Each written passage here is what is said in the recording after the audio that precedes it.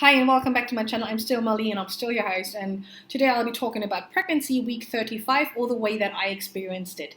And I'm going to make this as fast as possible because I believe my neighbors have just invited over a zoo and are just about to build an ark. So before I get flooded away here, let me really quickly wrap this up. Week 35 for me was marked by painful water retention and what I would like to call the puppies, which are two related conditions.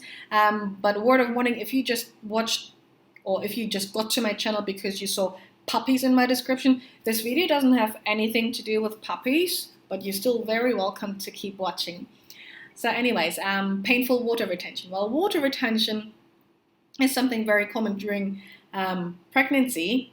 It can also become very painful. I don't know if there is an actual term for that, but what happened to me was in, I think week 32 or 33 was when I decided that exercise was no longer something feasible for me to do anymore because the hormone relaxin had loosened my joints so much that I felt like I was going into bone jello. And so I removed all sorts of exercise that would put too much impact onto my joints. And that is when water started filling up my feet and hands. And so what happens, or what can happen during water retention, is that the water retention actually pinches a nerve in your wrists, causing carpal tunnel syndrome. Now, while I never had carpal tunnel syndrome, I don't actually know what the symptoms are. But what I can tell you is it's affecting both of my hands, my thumbs mostly. Where's my, there, this one. My right thumb feels like the ligament or the tendon here has come loose entirely. So more or less I feel like I've devolved into an animal. So when evolution gives me opposable thumbs, pregnancy says, nah, who needs that? So I'm currently not capable of opening doors or bottles, and I rely on my 8 fingers to do the job for me. Fantastic.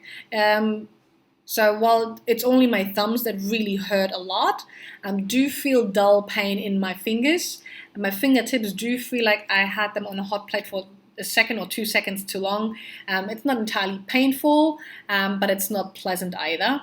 It becomes relatively bad at night when I lay myself to rest, and I can tell that my hands are filling up with water. And while I'm waking up 3 times a night just to go to the toilet, I'm also waking up to scratch my feet, and I can't really do that because my hand only goes to this shape.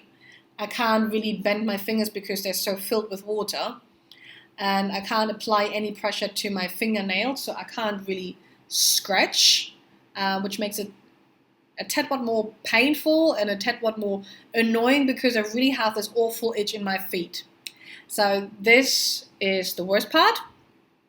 And now we're coming over to the puppies. That's in my feet. The same condition basically. Puppies, or rather PUPPP or PUPP or PEP, all describes the same condition. PUP with 3P and 2P stand for the same thing. Bear with me, I'm not a native speaker, so mispronunciation, pruritic urticarial papules and plugs of pregnancy, or as it's called in the UK, PEP, polymorphic eruption of pregnancy. Basically what that is just a massive rash that resembles eczema and neurodermatitis a lot, but it's not related. It's caused by water retention and the stretching of your skin. So it affects every single part of your body that is subjected to skin stretching due to pregnancy. Which in pregnancy is basically every single part of your body, including your feet, your hands, your bubicles, your arms, your butt, your thighs, your belly. It can happen at any time during your pregnancy. I had my first rash on my belly here in my second in my second trimester. Oh, I think he wants to talk. All right, I'll leave it here.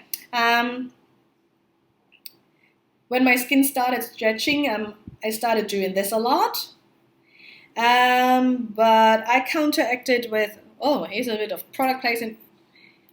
I use this a lot on my tummy, and as you can see, I have absolutely no stretch marks from that. Anyways, as you're experiencing slight itches, if it's just moderate itches, just keep it oiled, keep it moisturized. Try not to scratch it, because the moment you scratch it, you open the skin and you're inviting the stretch marks in, those evil little fellas that you don't want. So obviously here is where your skin is stretching, here is where you will feel the puppies.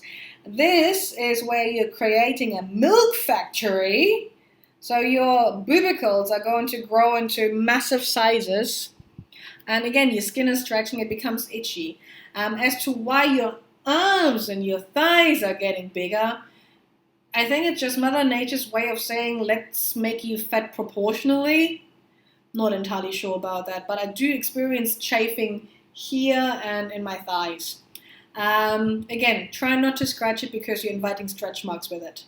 Now, my puppies are sadly in my 3rd trimester, which is most common, late 3rd trimester, and they're mostly in my feet and in my hands.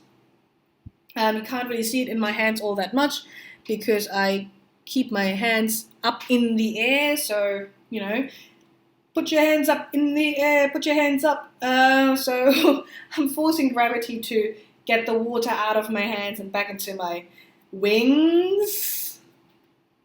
I can't really do that for my feet, so the water is actually stuck in my feet, unless I can elevate my feet, but I can only elevate them so much.